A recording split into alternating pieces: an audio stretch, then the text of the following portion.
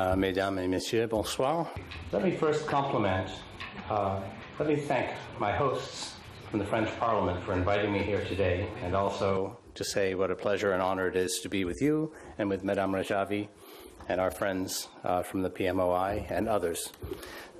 About 5 or 6 years ago, I became interested in the Iran resistance because I'm interested in the Middle East. And I learned a great deal about the resistance. And as I met members of the PMOI, each one was very eager to tell me their story, their personal story. Something happened in Iran to them, to their family members. They don't complain about the lost loved ones. They don't act like victims. And so in Washington, people don't understand what really happened under the Shah and under the mullahs. But by getting to know so many members of the exiled community, I began to see greater insights about the regime in Iran, which is very interesting to all of us. And I wanted to know, why would a regime engage in terrorism? Why would a regime engage in harsh internal repression? Why would a regime seek a nuclear weapons capability? Why would they be eager to come to the negotiating table and sit for 2 years with no agreement and smile and come back and delay for 2 years? Why would they be so interested in interfering with the politics of an Arab country next door, Iraq, and Yemen? Why? And so I studied these issues, and with the help of Iranian scholars, wrote about the answer to these questions to try to understand the regime. And I now understand, when I hear Madame Rejvi speak about the regime acting out of weakness and vulnerability, I understand what this means in political development terms.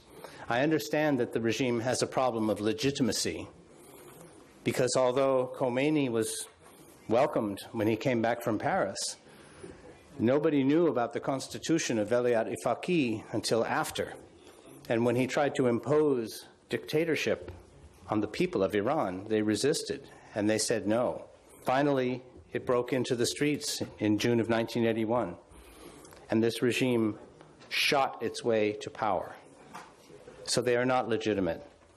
And the revolution which they suppressed has come back in 1999 and 2009. And I believe it will come back again. They are vulnerable because of the crimes that they have personally committed. In 1988, the Justice Minister, Pur Mohammadi, personally authorized the killings of tens of thousands of people, but so did other senior figures of the regime.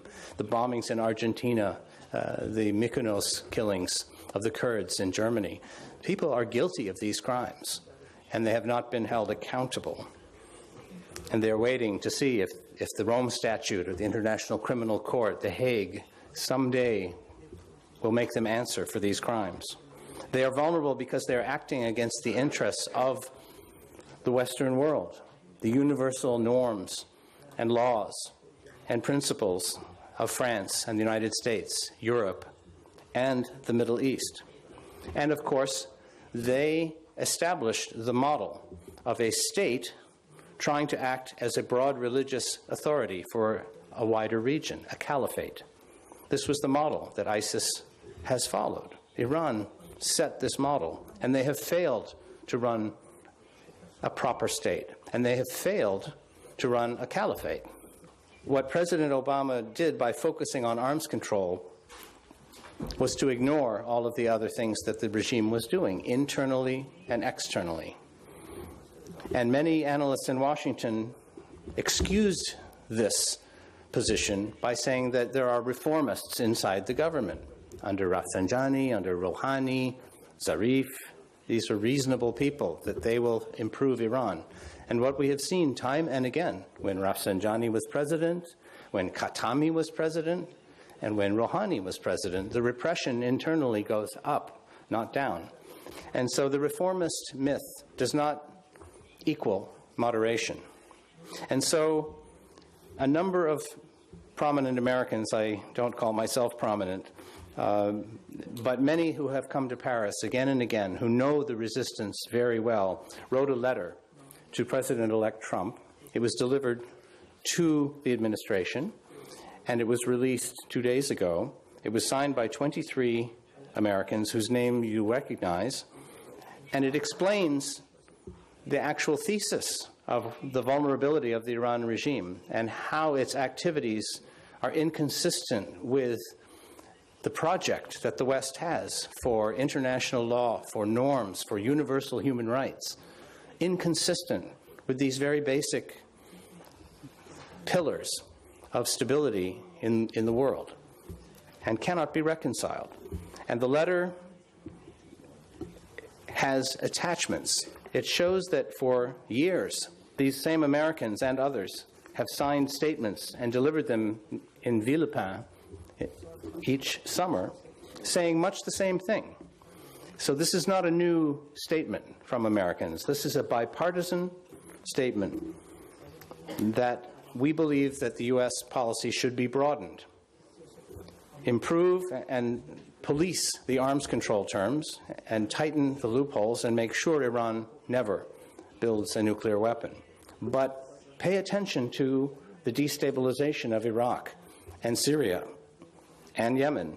Pay attention to the horrific hangings and killings inside the country.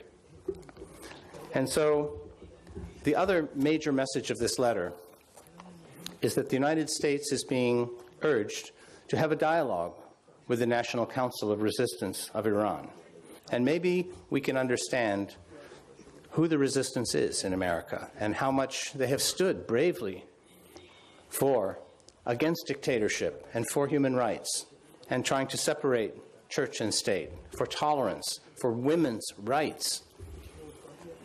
Madam Rajvi has had a 10-point plan for more than 10 years now. This is not a new plan.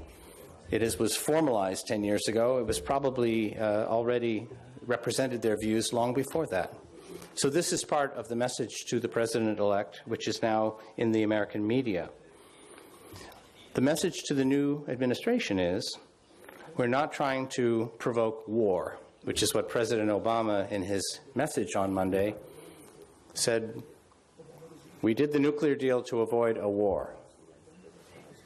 Actually, there is another alternative, and that was the message of these signatories. It is, we don't promote war with Iran.